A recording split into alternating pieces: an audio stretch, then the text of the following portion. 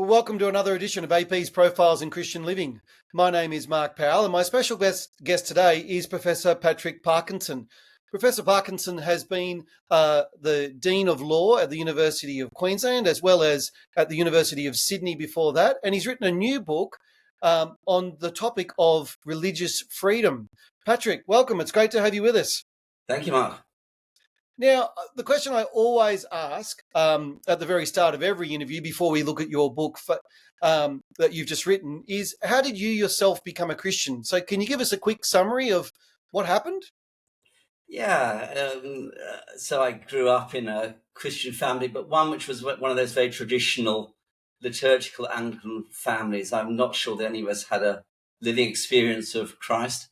But I took a gap year between school and university, and I went up to York to work with mentally handicapped people as a volunteer. And my uncle said to me, "Oh, if you're interested in going to church, there's a man called David Watson. He runs a church in York," and turned out to be 400 meters from where I was staying. David Watson was an incredible leader of the charismatic renewal in the Anglican Church, a great evangelist, a great teacher. And I went into that church and was blown away. You had to queue outside to get a seat. I mean, you had 800 or so would fit into the evening service. And people talked to me about giving my life to Christ, very threatening sort of idea for me. I had a place at Oxford to read law. I had all the sort of, my life course was set for me without God. Thank you very much. And yet I felt, through that, a very powerful call from God to give my life to him and to follow him. Oh, look, that's fantastic. And I think, your new book, which is just about to be released by St. Matthias, Unshaken Allegiance, I think I've got to say one of the things I really appreciated is this beautiful blend between your faith as a Christian, and that really shines through, but also your expertise as a lawyer. At the start of the book, you talk about how you spent 9 months in communist Czechoslovakia in 1981 to 82 after graduating from university. How did that experience behind the Iron Curtain shape your understanding of religious freedom and, affect and inform how you wrote the book? It was a very transformative experience. Just to give you a little bit of background, Britain had an agreement with the Soviet Union and the Eastern European countries it was an exchange agreement. They would send 7 students to Oxford, Cambridge, LSE, other top universities, and Britain would send 7 people to the University of Bucharest or wherever it was. You can imagine it wasn't exactly a fair exchange. I felt called by the Lord to go to Czechoslovakia. I'd met some Slovak Christians at a conference previously, and it wasn't too difficult to get a scholarship with the British Council to study there. So I was there for 9 months, part of an evangelical church, had a very close connection to people in the Catholic underground movement. There was an amazing underground movement while I was there, very biblically based. And so, yes, it was an experience of living without freedom, which was quite produced deep roots for me in the value and importance of freedom and the fact that we could well lose it. Yeah, I can't believe I'm about to ask you this, but do you think there's any parallels between Eastern European oppression back then and what Christians are experiencing now in many Western democracies? I do, and I really don't want to exaggerate it. I mean, the cost of being a Christian in Eastern Europe at that time was really very high. It affected what jobs you could do. A lot of jobs you were not able to do. In the year before I went there were 3 leaders of the Catholic underground movement who were killed in circumstances where their deaths were not explicable in any other way. I'll put it like that. So that was a very, very difficult, intense time. But here is the thing. You could do whatever you liked in the church building. Nobody stopped us going to church on Sundays. It was difficult for the Catholics. They would often go to mass in a village, away from where they were known. But you could go to church. You could preach the Bible. You could do all those things, but don't mention God from Monday to Friday. And that was that was the experience. One of my closest friends was essentially thrown out of medical school because he began an essay, "Je suis chrétien," I am a Christian. And it Yeah. was actually relevant to the topic that he was writing about, but all hell broke loose. You couldn't be open about your faith. And there's a sense in which now, for many Christians, they don't feel they can be open about their faith at work. We talk about bringing your whole selves to work. Well, yes, but not if you are a believer. And I've personally experienced that at university, and so many Christians have. So there is a cost now about being open about your faith, which we haven't had before. And there are certain jobs that are less open to us now than they were before. In the medical field, a number of medical specialists find that they're coming up against conflicts with their faith. And the principle of conscientious objection, the principle that we recognize and respect the right of doctors and nurses not to engage in certain things, that's diminishing. There's less tolerance for religious conscience than there was. So these are some of the parallels that I think I now see. Yeah, I had a lady in my one of my congregations back in Sydney, and she was one of the leading pathologists in the world. And she commented, she's about my age, around 50, and she said when she first started out in medicine, you'd always put on your resume that you were part of a church, or you might be an elder in a Presbyterian church. That was seen as a real plus. Now people are not putting anything at all on their resumes to do with their faith, which is quite a staggering development. Your book is titled Unshaken Allegiance. It's a really interesting title. I always find, when with books, how do you grasp the nub of the issue? What does that phrase mean, and why did you choose it? And why do you think unshaken allegiance is relevant for Christians today? Well, first of all, I didn't choose it; the publishers did. Ah, But I thought it was a very good title, so I went with it. It says two things. First of all, that our allegiance is first and foremost to the kingdom of God. Our allegiance is first of all to our King and our Lord. We must be good citizens. We must be faithful citizens. We must submit to authority and pray for authority, and all those things. We should be model citizens. But our first allegiance is to God. But at this time, increasingly we are shaken in that for all the reasons I have given, pushed to be secret believers. And we need to grasp hold of our faith and to not be shaken by the times that we're in or the times that may be to come. And that means we need to have deep roots in trust in the love of God and the protection of God through thick and thin, through difficult circumstances as well as blessed times. okay, so the title is Unshaken Allegiance. The subtitle is Living Wisely as Christians. What do you think biblical wisdom looks like when navigating, particularly today, the complex legal situations where our faith might put us at odds with the law? So the full title is Living Wisely as Christians in a Time of Diminishing Religious Freedoms. So I think that's the important context. We don't have the freedoms that we once had. We're under pressure for all sorts of reasons. One of them is equality. There's a strong push towards a form of equality which makes it harder for Christian organizations to exist.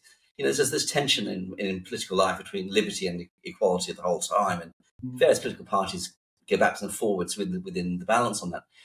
But what I'm referring to in particular is the idea that every job must be open to every person unless there's compelling reasons. I mean, if you need a female actress who's looking like 20, 25 years old, that's what you need, and that's an inherent requirement. But otherwise, enormous concerns about any form of discrimination, which makes it quite difficult for Christian organizations to say, but sorry, we want Christians to work in our organization because we're a Christian organization. That's one of many tensions.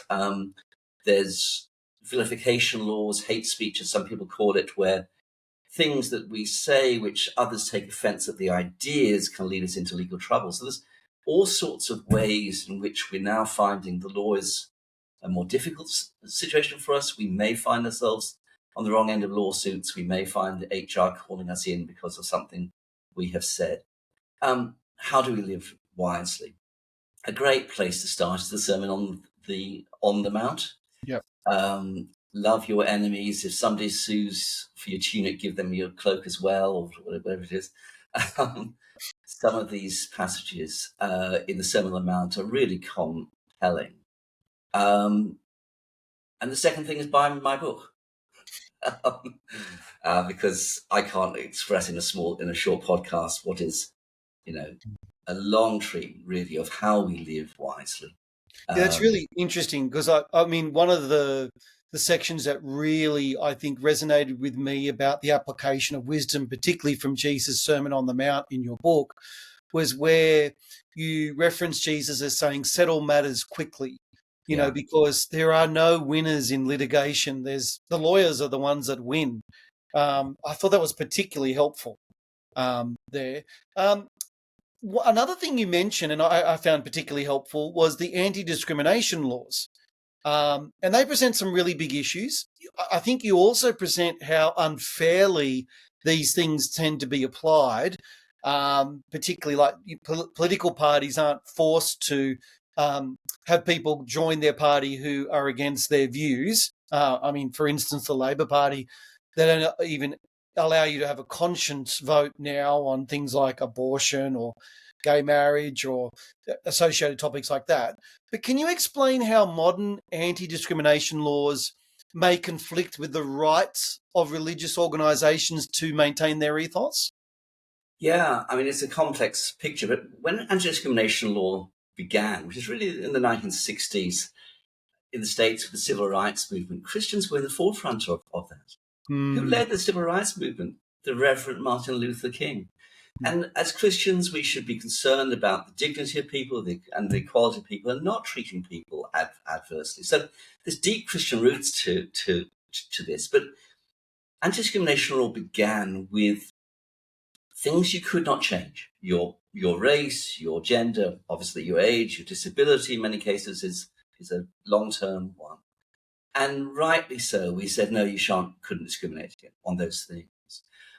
But we also acknowledged that we needed religious exemptions on one or two of these things. A classic example is the Catholic Church, which insists on only male priests. They may be wrong, but that has been their position for how many hundreds of years. And if the ACT anti-discrimination law wants to say that they're no longer allowed to discriminate against women, well, I don't think the Worldwide Catholic Church is going to take too much notice. So, we have to be realistic about these things. So what's happened is that list of characteristics which are protected in law has got longer and longer and longer. And the religious exemptions have got narrower and narrower and narrower. And it's been the pincer effect of those two things. Let me give you an example. In Victoria and Tasmania, you can't discriminate on the basis of lawful sexual conduct. Now think for a moment about what is lawful. Prostitution's lawful. Having your own gig on OnlyFans, some of these websites, that's lawful. Sleeping with every woman you can find who's over the age of consent, that's lawful. But you would not want any of those things in your youth pastor. Now, that's, unless there are religious exemptions which say, no, it's okay for churches to insist on their moral values and that they can sack the youth pastor who is discovered is sleeping with a lot of the young adult women in the congregation, you can't be a Christian organization. And yet those exemptions have got narrower and narrower and narrower. And in Victoria and Tasmania, it's really quite a problem dealing with that sort of issue. So these are some of the ways in which Parliament has not respected our right to maintain our moral standards in issues of sex and family life. It has in the past by exemptions, but it's increasingly withdrawing or restricting those exemptions. Yeah, you mentioned the erosion of religious exemptions, and what really struck me is I live and serve in Tasmania now, and until recently, Archbishop Julian Porteous was the Roman Catholic Archbishop here. My predecessor, Campbell Markham, and an evangelist in our church, David G, were all taken to the Human Rights Commissioner based with a complaint about discrimination. In fact, I asked Campbell Markham about this just to clarify, and he said he was brought before the Human Rights Commissioner not because the person was offended, but because the person argued somebody might be offended by their or by what he had said. And he said to me, the Human Rights Commissioner said to him, well, that's a very novel case. Those were his words. I'd like to test this. That really opens a Pandora's box, doesn't it? Well, it really does. And a lot of this depends on the Anti-Discrimination Commission or their equivalent in each state being wise and sensible, and also recognizing that anti-discrimination law sits in a context of protection of all human rights, including the right of freedom of speech and freedom of religion and freedom of association. And may I say, I'm not sure that the Tasmanian Anti-Discrimination Commissioner, there's been more than one in the past, has been all that wise in administering those laws. Typically what happens is that the complaint is made and then it goes nowhere. It's eventually withdrawn. So the punishment lies in the process. It costs nothing to complain. And this is the problem that we have, is that laws which may be generally benign, generally intended for the well-being of the community, can be weaponized in culture war arguments. And this is where Christians can be caught in the crossfire. One point I wanted to make, Mark, is that these laws are very often not directed against Christians. They are probably, in the most case, not directed against Christians. They have a general sort of concern behind them. But Christians can be caught in the crossfire.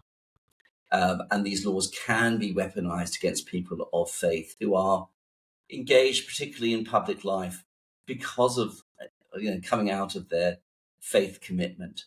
This is where we can find the law, frankly, misused to pursue a cultural agenda of some kind.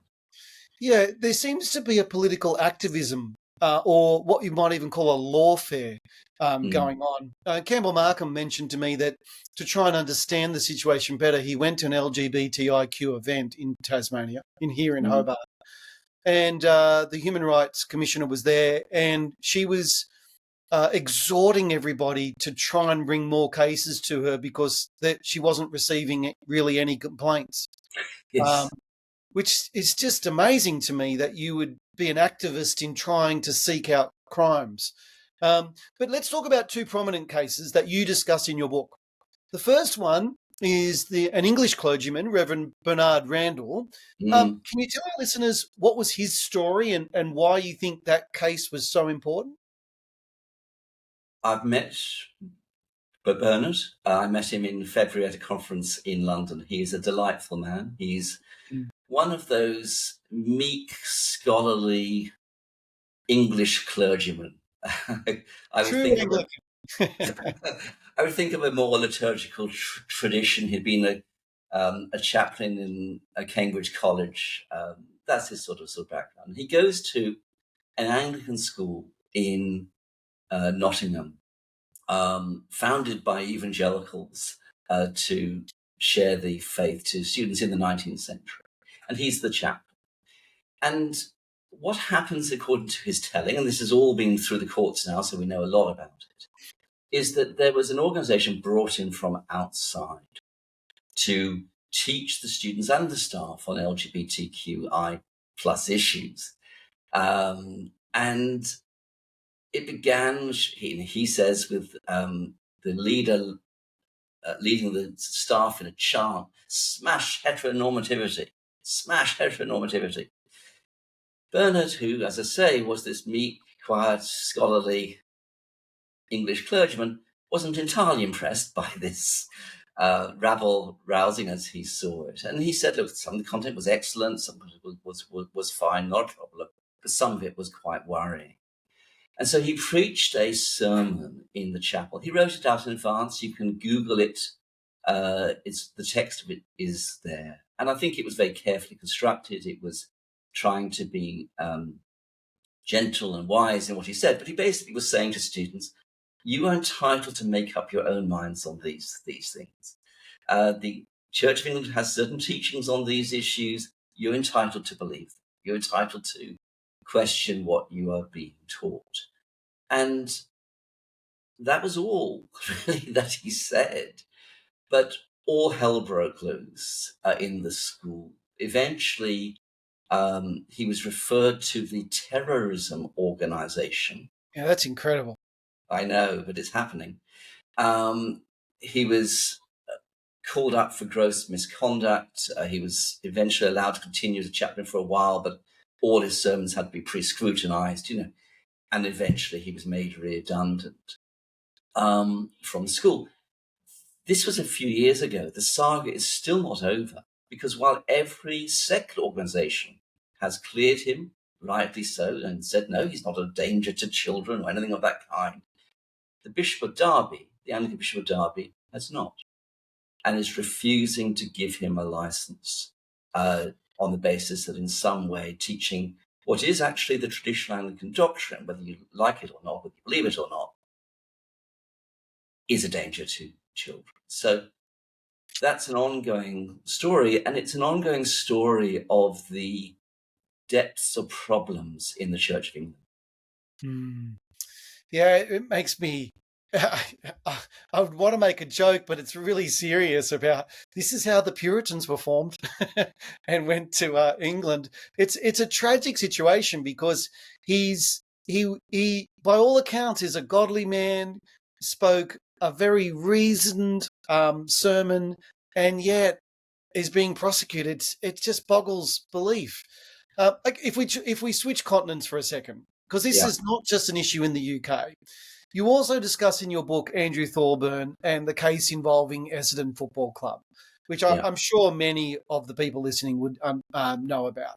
What do you think this incident reveals about the current climate for Christians in leadership positions, particularly here in Australia? So just to remind everybody, Andrew Thorburn, who had had a distinguished career in the banking sector, he'd been CEO of the National Australia Bank. Those kinds of jobs last for a season. He left the NAB and was looking for something new, and he was invited to apply to run the Essendon Football Club. And within a few hours, really, of the announcement of his appointment, there was all this fuss on social media that he was unfit to do this because he was chair of City on a Hill, which is an Anglican set of churches. A very vibrant Anglican church in Melbourne. Very vibrant and with a number of sort of branches, as it were, congregations of it. And he chairs that. And there had been sermons preached 10 years ago, which were still on tape. And this was a reason why he was unsuitable. And within about 24 hours, he'd been forced to resign. The Premier got in on the act. I think I'm right in saying that the Human Rights Commission got in on the act, notwithstanding the complaints would be brought to that commission on the grounds of discrimination against him because of his religious faith. And eventually, I understand there was a settlement. These things are confidential. The Essendon Football Club, in my view, had no leg to stand on in terms of discrimination law. It was clearly discriminatory against Andrew Thorburn to have forced him out on the basis of religious beliefs with which he had some association. What do we learn from all of this? The first thing is, I think, that Christian people in leadership are often very carefully watched. Somebody had trailed back through the 10 years of City on a Hill sermons. This didn't happen just in a couple of hours after his appointment was announced. He was being very carefully watched, and a number of Christian leaders need to understand that they are carefully watched, and that what they say on social media can be weaponized very, very quickly. I had this experience myself at the University of Queensland where I gave a talk at the Freedom for Faith conference. There was no written paper. There was simply some slides, and I think the conference was on a Saturday. By Monday morning, I had student protests, and then eventually staff protests. What was this about? I was early on raising the serious concerns about what was happening in the transgender movement with young people. My whole background is child protection. And there were, it used to be mainly little boys who had gender incongruence, gender dysphoria. Now it's mostly teenage girls. They had a lot of mental health issues. There are all sorts of reasons, and there are sorts of reasons to be very concerned about the massive rise in the number of young people going to these gender clinics. So that was what the talk was all about. And it was all about then how do schools respond, Christian schools, when they're dealing with these issues. But clearly somebody was watching. They'd found the Freedom for Faith website, and by Monday morning there was a protest. So we need to be aware that there are people who don't have much better to do than to see people as in some way targets and to weaponize them. But the second thing to learn from it is that leaders, the Premier and others who should have known better had a very partial view of human rights, a very partial view of what freedom of speech looks like. But the third thing is that Andrew Thorburn got a settlement. That you can't just go around breaching anti-discrimination laws in a one-sided way. Those anti-discrimination laws protected Andrew Thorburn.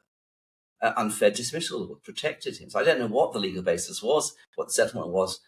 All of that's behind closed doors, and that's fine. But we need to realize that sometimes the law is on our side in these things. Yeah, I mean, you discussed the chilling effect of hate speech laws on Christian expression. Where do you think we should draw the line between protecting minorities and preserving free speech? Well, as Christians, we must always speak with gentleness and grace. So that's the starting point. We shouldn't be in a situation where we're being accused of hate ever.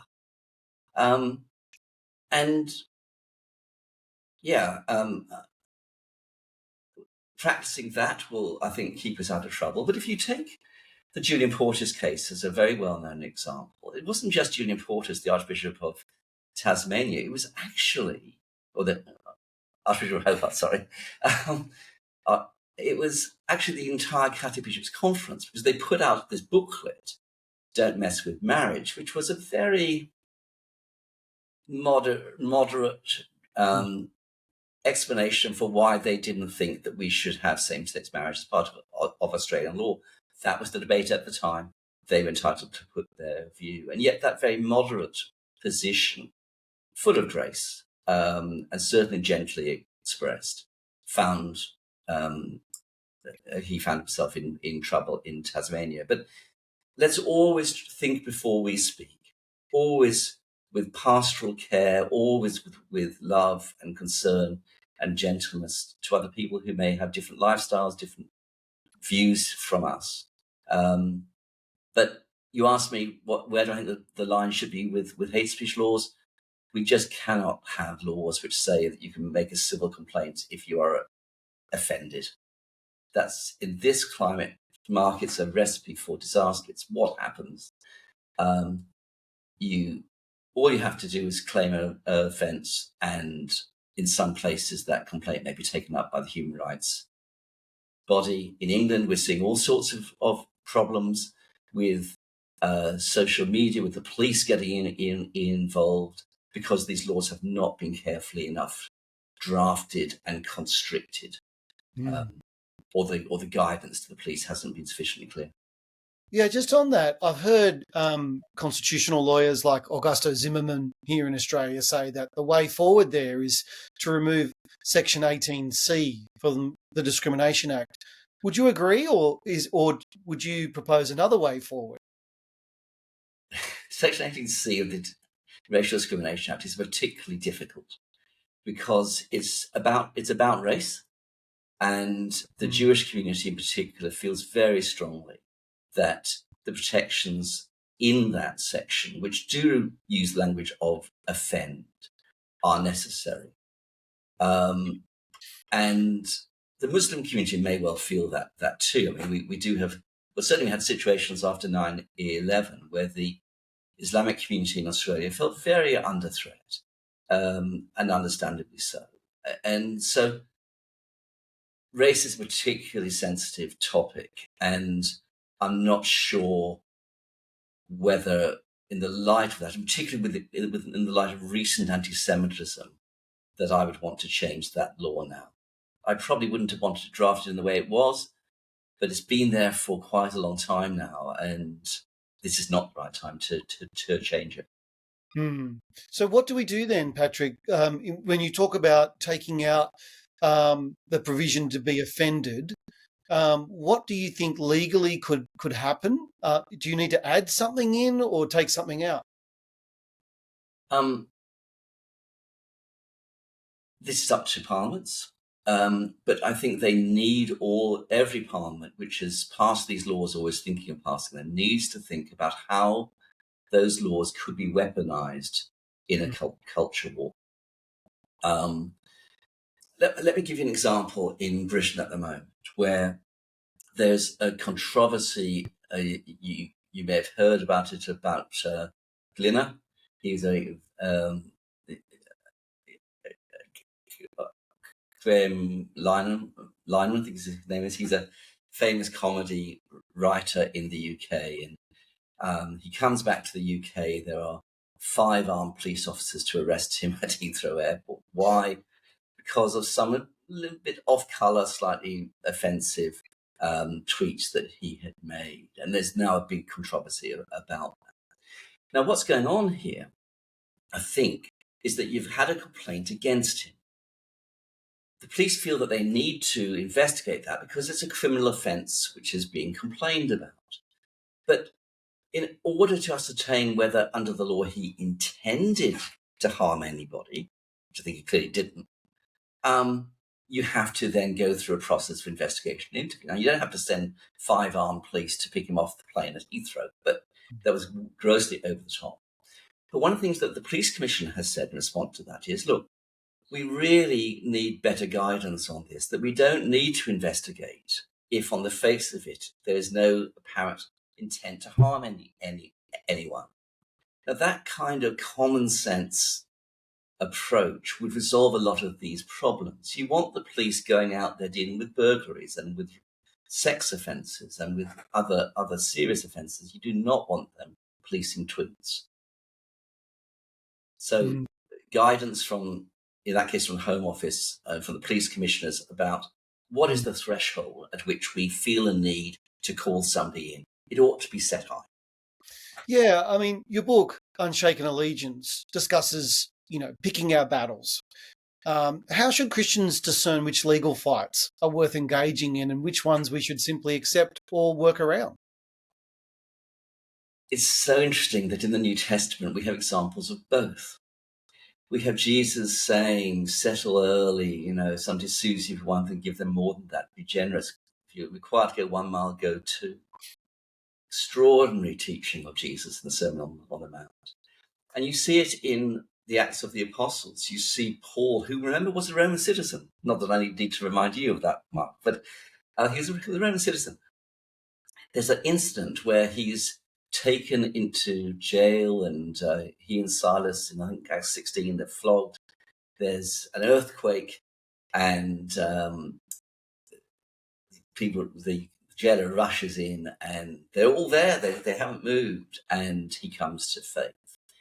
And the next morning, he reveals that he's a Roman citizen, and they shouldn't have flogged him, and so on. Why didn't he say that at the time he was arrested? A man in his whole household came to faith because at that point, Paul, maybe sensitive to the guidance of the Holy Spirit, did not defend himself legally in the way he was absolutely entitled to have done. But then you come to later in Acts where he does say very clearly and insists upon the fact he's a Roman citizen and demands all his rights. So we have this balance in the New Testament, sometimes affirming our rights and defending ourselves legally, and sometimes saying, no, let's just settle this quietly. And let me give you two examples. The first one would be a situation in a Christian school where a long-standing, very good staff member had gone through a journey in her life and was no longer feeling comfortable with the Christian ethos of the school, and maybe has adopted a lifestyle which was in conflict with the code of conduct of the staff for the school. The approach to that, I think, would be a gentle one, recognizing that then there may need to be parting of the ways. She may realize that, the school realizes that. There may be difficulty with the parents who don't feel very comfortable if she's open about her new beliefs, values, and choices. And if she needs a settlement to be able to bridge the time, she'll find another job. If she's a maths teacher, there'll be a huge demand. But some sort of settlement which says, yes, we need to part ways and we want to bless you with this money to help you over the next few months while you re-establish in a new place. That, I think, is a Sermon on the Mount way to go. But on the other hand, if an anti-discrimination claim is being made, what appears to be a culture war move, an activist who's just wanting to win some points, force the school to back off what it believes or something of that kind, you may feel like you have to fight that because you really cannot give in to the demands which are being made of you.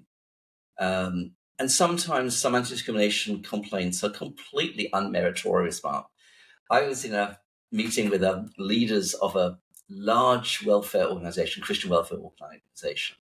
Their policy was at the top levels of the organization, they needed to be faithful believers. This is very, very common. But they had all sorts of stuff, all sorts of backgrounds and beliefs. Lower down in the organization, they badly needed them. There was never any discrimination. This woman applies for a job. She files her anti-discrimination complaint before the job applications even close. Wow. I mean, you know what's going on there. That may have been an activist, or it may have simply been somebody thinking they could make a cheap buck out of a nuisance complaint. And quite often what we do is we give them a small amount of money, big in their terms, but probably modest in the whole budget of the organization, to go away. But that can be the wrong way to go. You can then invite more completely unmeritorious claims if you give in to that sort of thing. So wisdom, prayer, trying to understand the guidance of the Holy Spirit in these situations as to whether you insist on your rights and defend a case, knowing there will be a cost, and when you are gracious and seek to settle with somebody who is not your enemy, is not an adversary, but for whatever reason there is no longer a good fit between them and the organization. I mean, you talk about in your book, and I think rightly so, we saw this during COVID, the Christian duty to obey the king, to honor the king, to submit to governing authorities. We see that, in Romans 13 and in passages in 1 Peter. But you also mentioned too that there's a time, such as like in Daniel 1, where he didn't eat from the king's table, or in particular, I think Daniel 6, as well as the book of Esther. But in Daniel 6, they didn't bow down to the image that the king of Babylon had made. When do you think the Bible permits or even requires Christians to disobey the law? And I mean, I guess I've already mentioned some, but what biblical principles guide this decision? Well, first of all, it's important to distinguish between two sorts of disobedience of the law. There are times when we simply withhold compliance. One of the things that people need to understand is that governments and the authorities rely enormously heavily on voluntary compliance. And most of us are willing to give that. We are citizens. We are part of this society. We voluntarily comply, and the whole system would break down if we didn't. But there may be situations where we don't voluntarily comply. We just quietly ignore what the law requires because it is in conflict with our faith. And there are times when we may be more overtly disobedient to law. The environmental movement engaging in campaigns where they tie themselves to trees or whatever, which may be in breach of some law or other, where there's a very active campaign of civil disobedience to make a point. For us, and there's a whole chapter of the book on this, chapter 9, it needs, again, a lot of wisdom. First of all, is it interfering with our right to live quiet and godly lives in all, obedience to the Lord? The 1 Timothy 2 passage about why we pray for governments, why that we can live godly and quiet lives and preach the gospel. Is it doing that? On the COVID issue, where we were unable to meet, I don't think that in 1 Timothy there was any mention of whether we can meet together on Zoom. It's one of those situations where you have a Bible passage which may or may not have some relevance, Hebrews, about meeting together, but we need to apply it to our context. And was it really interfering with our opportunity to live Christian lives when everybody else was under the same restrictions? If that was so, my answer to that would have been personally no. Secondly, are we prohibited from preaching the gospel? That's obviously a big one. We know from Acts, Peter and John saying we must obey God rather than men. But the third one is this issue one which is broadly understood to be a line in the sand for Christian people? So we don't want to go off on our own. I tell the tragic story of the Toowoomba Christian group where they withheld medical treatment from a child who then died, and 14 of them, I think, are now in jail and for quite long terms. The belief that they could just withhold medicine that God would heal is not an orthodox, widely held belief. And they were off on a track of their own. So there's great strength when we face these difficult issues, having the wisdom of the combined church of faithful people, godly people, biblical scholars, to say, well, is this a line in the sand, or is this just another problem we need to navigate and work a way through? Yeah, you mentioned the COVID issue, and gee, that was such a tricky, complicated situation for us. Particularly, when I compared what believers were doing in the United States, and I think what it came down for me too, and you mentioned this in your book, and I'd like you to talk about this because I think it's really an important distinction to make. Is America and even Europe has a Bill of Rights, when it comes to religion. Whereas in Australia, we don't. Can you explain the differences there, and then how that might apply in terms of legislation? Yeah, the comment I'd make about some of the things which are going on in the States was, it seemed to me, and I don't want to upset people, but it seemed to me that there was a deliberate confrontational approach to public health authorities who may have made mistakes, may have made some bad choices, may have locked down when they should have done, but were trying to do their best in a difficult situation. And this is about picking your battles. What is really a battle where, as Christians, we need to fight, and what is not? The situation in America is that there is a Bill of Rights, as you say. One of them protects freedom of religion together with freedom of speech and so on. And it's quite robust. It's quite a strong protection. You can strike down laws.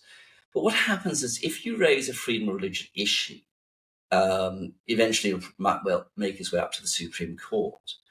But if you do, with the lower courts first, then the Supreme Court will ask, okay, does this infringe on religious freedoms? And if so, is it justified? The fact that it infringes on religious freedoms is not the end of the story. Lots of things do. Lots of rights have to be balanced with each other. But is it justified? Is it proportionate to some legitimate secular social need? And I think it's a very sensible question to ask. And even though we don't have something quite the same way, although we do have human rights acts in Queensland, the ACT, and Victoria, is the government legitimately doing something which is reasonable and fair and proportionate? Is a good question for us to ask. Yeah, I mean, just on this, because this is the intriguing question for me.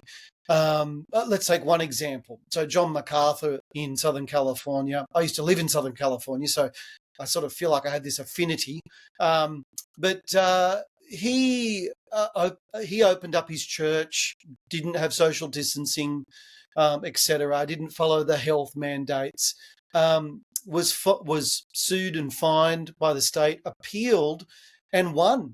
I think he was awarded $800,000 because the court agreed that his religious rights were infringed. I'm intrigued, but I don't think you could have done the same thing here.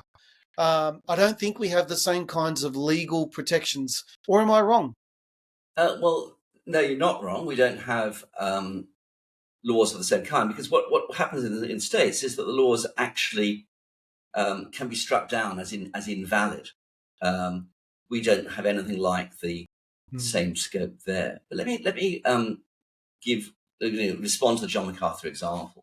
I'm glad that it worked out for him. It could equally not have done in terms of different courts, different composition of courts. It sounds to me like one of those fairly finely balanced cases, although I don't know the detail of it.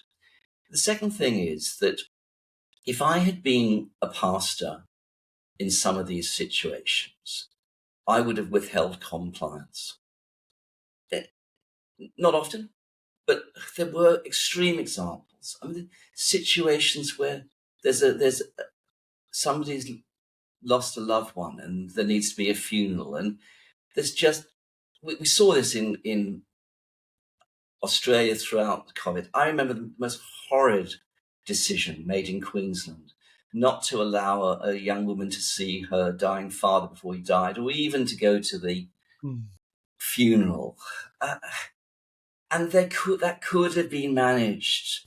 Honestly, it was hardly, the world was not going to end because a girl was allowed to go and see her dying father. And it was that level of extremity that was really quite problematic. And I think that had I been a pastor faced with difficult decisions, I would have quietly bent the rules, not followed through with them fully, not bothered making fuss of it or told anybody. That's what I mean by withholding compliance. Just, using some common sense and pastoral care. And certainly in certain states of Australia, we lacked that at times. And that is to the discredit of the decision makers. Yeah, I mean, thank you for that. It's really encouraging to hear you say that. I mean, I saw too, my son was supposed to get married during that time, and we were in New South Wales. There was extreme lockdown. And the crazy thing is he could have had a conjugal visit with his fiancée. So he could have had sexual relations with her, but he wasn't allowed to marry her, even in the privacy of a intimate, like a private setting, which just seems crazy. And yet at the same time, Black Lives Matters protests, they were okay. Mass gatherings at sporting events, they were seen as being opened and okay to be opened way before churches were. And there was a deep, I think, unease with that in the Australian population. But I wonder too, and this is a delicate question, Patrick, but have we become, do you think, as Christians in Australia, too compliant, not willing to exercise our God-given freedom? I know it's a subjective question, but what's your perceptions or observations there? It is a subjective question, but let me say on the COVID line, I mean, you've given a lot of good examples that we were all aware of, the Black Lives Matters protests in particular. Our position must be to be model citizens. Our position is that we are citizens the government ought to love because of what we do for others, our volunteering, our concern for our neighbours. We should be models of godliness. And Paul in Romans 13 and Peter and so on, they encourage us to do that. So that's our starting point. And we then veer from that starting point carefully and only where we really, really have to. I think that's what I was trying to say. I think there were individual pastoral situations where the moral course was probably just not following exactly what the requirements were. But I don't think that we should engage in whole-scale public disobedience, even if there's some unfairness in the treatment of the law, without a very good reason and a gospel reason for doing it. And look, you may disagree. We could all have different views on this, but I think that's the Jesus standard. I think that, there's all sorts of situations where he could have led civil protests, and he constantly said, no, my kingdom is not of this world. And the thing is that these times pass, COVID passed, we get through them. But the fundamental question is, can we continue to live quiet and godly lives? Can we continue to preach the gospel? Can we continue to do what God wants us to do? And if those questions are answered in the affirmative, then there's a lot we should put up with. Yeah, and I think too, something that struck me pastorally is that biblical injunction to bear with one another. So I know different Christians fell at different points in their conscience on what they should do. But I guess being mindful of, well, will this cause my brother or sister to stumble? Will I give up my freedom? For instance, let me give you one that was a controversial issue in my congregation. The government was requiring wearing a mask to corporate worship. There were some Christians that just went, no, that's infringing my religious right to worship God freely, and wouldn't wear a mask. And so it caused enormous division within the body of Christ because, members were feeling like, well, they don't really care about me. They just care about their rights. And look, Mark, early on, we know there were super spreader events in churches. There was a big one in Korea, I remember. Remember the early 2 or 3, 4 months of the pandemic where there was no resistance in the community to this new bug. There was a lot of loss of life in super spreader events, which included in churches. So, yes, this is one where we need to bear with each other. And I hated wearing masks, to be honest. If I could find a way to avoid it, because I was allowed to drink coffee, so that was. I'd often have a cup of coffee in my hand. These were inconveniences, but they were not gospel issues. Yeah, it was less than a week ago that Charlie Kirk was politically assassinated in the United States. I think the reverberations have, or the fallout has reverberated throughout the world. It stunned me just how far this has travelled. What's your personal observations or reflections on the death of Charlie Kirk and what this might say for religious freedom and potentially even, I guess, what you might say political activism as a result? So it's a complex question to answer, I think. One answer might be there are no repercussions, implications of this of any kind. It's a terrible answer to give because we want it to be a turning point. We want it to be a watershed moment. We want things to change as a result of this terrible murder. But the history in America is that it doesn't. John F. Kennedy, Robert Kennedy through the 60s, all those things, Martin Luther King, endless mass shootings, and the gun wars don't change. and the violence which is endemic in a society where so many millions and hundreds of millions of guns exist continues on. And so tragically, it may have no repercussions at all. But the other thing to say is that we must recognize that in America, certainly, but beyond America into other English-speaking countries and elsewhere, we are seeing an increasingly violent political discourse. It's both on the left and the right. There's no doubt about that. I mean, the right was, that it was on the right, they stormed the Capitol and police officers lost their lives. On the left, as it were, it's mostly keyboard warriors, but the number of people who get death threats or threats to rape their daughters, all these terrible things, it is so common now. And although it is mostly keyboard stuff which goes nowhere, the reality is it can translate into real life action. And this seems to have happened in the Charlie Kirk murder. Radicalized it online with a very online sort of involvement, concerned about spreading hate. That language has been ubiquitous in the States and beyond, and then saying, well, I have an opportunity to do something about that, and I've got a gun, or I got my grandfather's gun, I'm going to do it. That's volatile, and it's going to get worse before it gets better, I suspect. Okay, so final couple of questions. Looking ahead, do you see the legal environment for Christians, I guess particularly in Australia, getting better or worse? And what should the church be doing to prepare for it? Well, I co-founded and was for some time chair of Freedom for the Faith.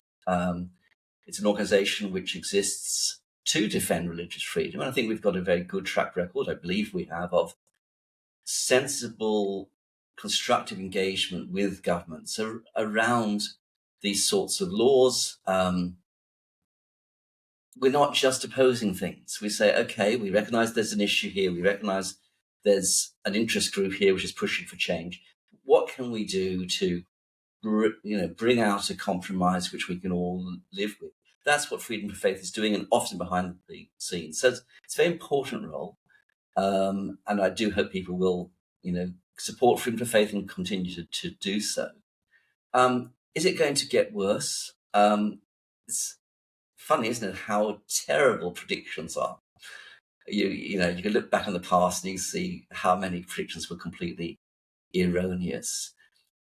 I think it probably will, because there is a strong push still towards restricting or even eliminating religious exemptions, strong push towards hate speech laws, continuing patterns of weaponizing laws and complaints. And none of that seems to me to be going away. But I do think governments now become a little bit more cautious.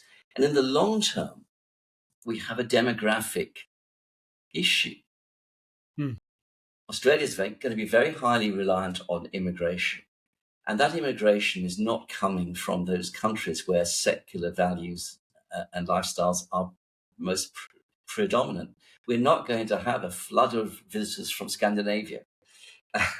We are going to have substantial immigration from Asia, from the Indian subcontinent, I think increasingly from Africa.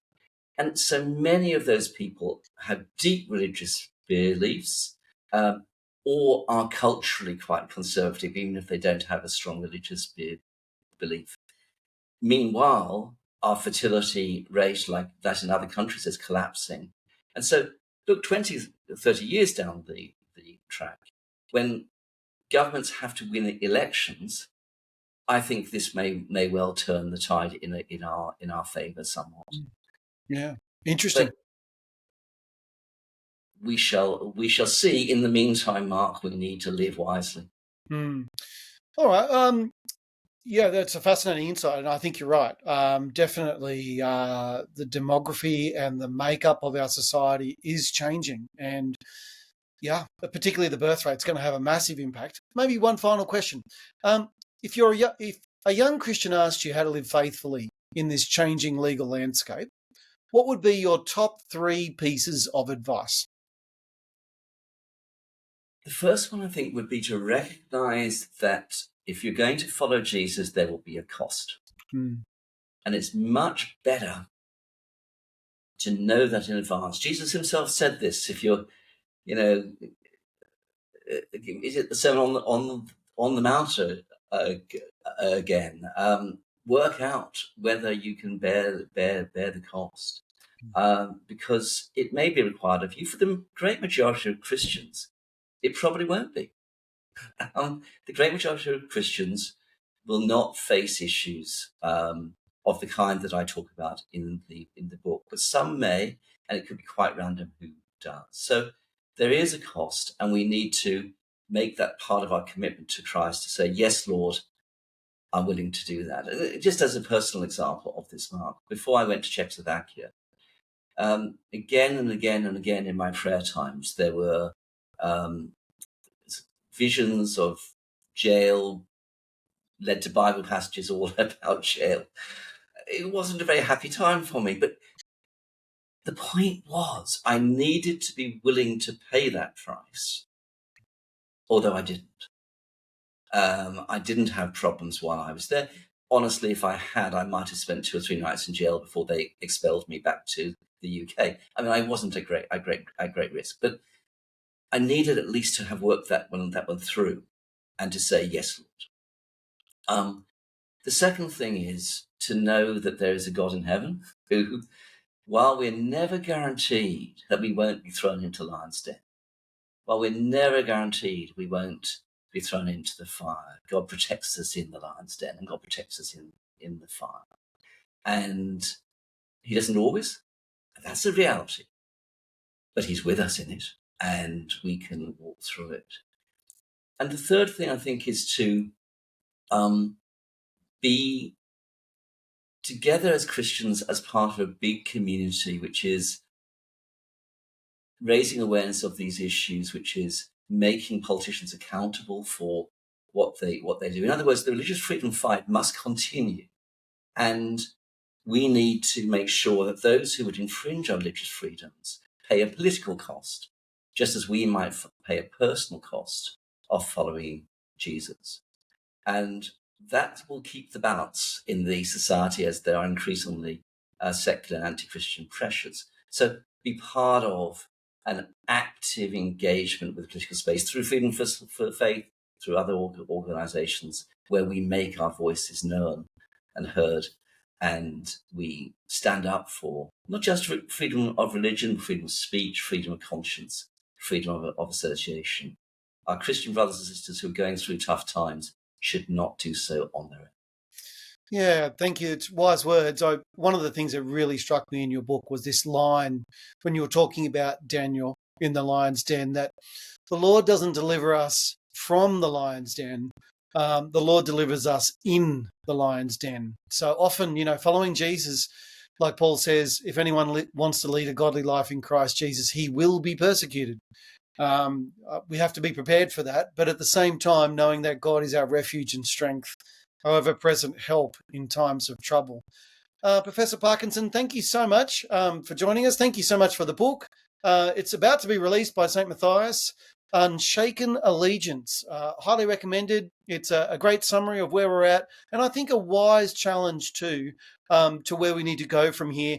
And can I just say once again, I've not only have really appreciated talking to you, but I think I appreciated most about the book was just your own personal faith combined with your expertise in the law. This is not some ivory tower academic that's sort of sitting amiss or aloof from the situations, but somebody that, I think of in your own professional career has experienced the heat of persecution and what that means. So thank you. Thank you, Mark. Well, this has been Mark Powell for AP's Profiles for Christian Living. I hope you've enjoyed this episode, and I look forward to seeing you next time.